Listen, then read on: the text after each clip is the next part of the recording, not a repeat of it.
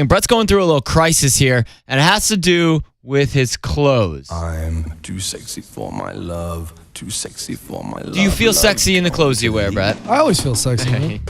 We joke around, but it's really interesting how the different mentality and the mental aspect that different clothing and different outfits can put you in. It's actually a really important thing. So the crazy part about what's going on next week is that we're going to be out of town and doing the show a little bit from out of town next week because Bret's a big deal. I don't know if you guys know this. He's a big deal. You're a big shot. This is a big deal. I think it's actually really cool and a sign of a lot of respect in the industry for you and how good you are at your job. They asked me to speak on a morning show panel. So there's this I guess a camp, if you will. Everyone goes to a conference and they teach morning shows how to be better at morning shows. And they asked me to be one of those people that helps teach and speak on one of those panels. And it is a pretty big honor. And I do feel like a level of respect for them to ask me to be on there. I don't know. I think I fooled them. Maybe I got lucky that they asked. That's all we do every day, man. Yeah, right? But it was and so immediately when they asked me to do this, I thought this was really cool. I told Scotty they asked me to be on one of these panels and you were really excited for me. And then immediately, and I think this happens to a lot of people, I was like, oh my God, what am I going to wear? What do you wear on something like that? And so...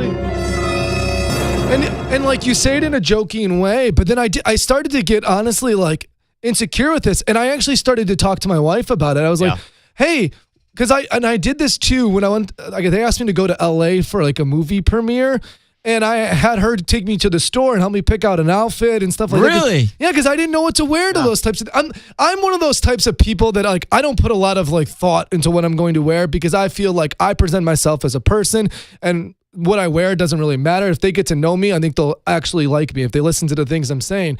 But then I started to think that it does make a big difference in how people view you and see you. And if you're I don't know what to wear to these movie premieres. I've never been on one of these panels before. I don't know what to wear to this. I will say this: I think it's less about what other people view you as, but you want to have a confidence to know that you look good. And when you're up there, a different outfit, like a well-fitted suit, something that you feel good in, you have a different confidence, whether people like it or not. I do think that for me it does. It makes it mentally changes. My wife talked to me about that too, and she asked me when she picked out 2 outfits and helped me pick out the outfits. She's asked me when I put them on and went to the movie premiere, and she goes, "How do you feel?" And I felt good. Yeah, it did help. I felt good. And I honestly think it's kind of interesting to talk about this on the radio because it is an insecurity thing.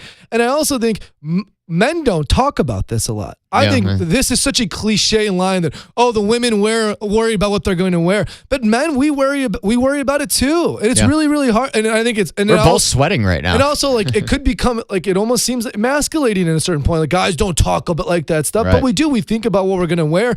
And so I have no clue what to wear at this panel in front of other radio show hosts. And one of the things I want to say real quickly is last year we pointed out somebody. It was JC from the Kid Craddock Show was on one of these panels.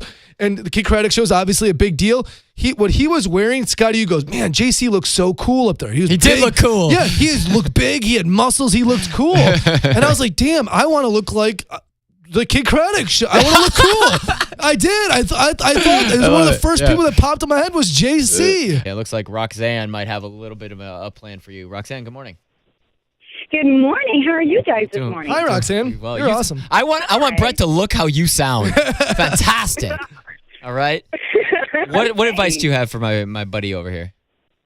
Okay, since you will be on stage in front of everybody, you can do this 2 different ways. One, you can go get a simple collared shirt. I say maybe something with a pattern if you're comfortable in that, but it needs to be tailored to you. That's make you look more streamlined, and just some slacks. No tie. You can leave the little top buttons unbuttoned. Like dressy casual. I like that. Yeah, the cool with the unbuttoned top. And Bret's got muscles. He's been working out, so you fitted shirt too. You look good. People will be like, damn. I like that. I listen to this guy. Okay, well, we can go this a different way. Or if you want to wear your favorite rocker shirt, you can wear that still. Favorite what shirt? Rock shirts. You said a lot of radio guys wear rock shirts. Oh, like the band? Yeah, that's probably not my move. I don't one. wear a lot of the band shirt moves. I do like the collared shirt look and the tailored work and slacks. And and a nice pair of shoes. You got I your like Taylor that. Swift shirt? You can wear the Taylor Swift shirt. That'd be cool. No. No? I don't have a Taylor Swift shirt. Oh, okay. You should do that. No, wear the Taylor Swift shirt with a All right, blazer Roxanne. Yeah, jeez. now Scotty got us off in the wrong direction. Roxanne, I was joking. You took it too serious. All right.